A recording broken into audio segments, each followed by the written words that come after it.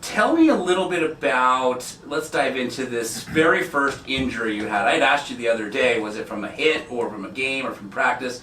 You shared with me that it wasn't. Yeah. Can you tell me a little bit about your very first injury, how it happened? So, like I always say, we are our worst enemies.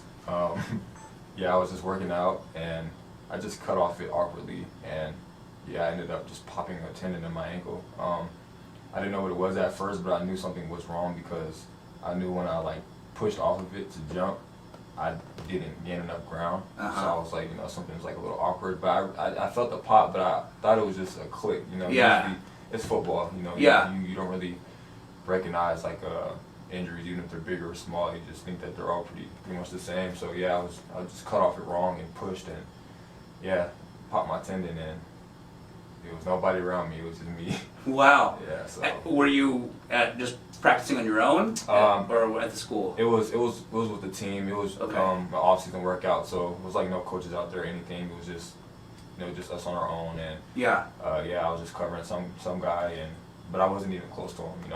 He was a good distance away from me, and yeah, I was just breaking on the ball, and yeah, it was.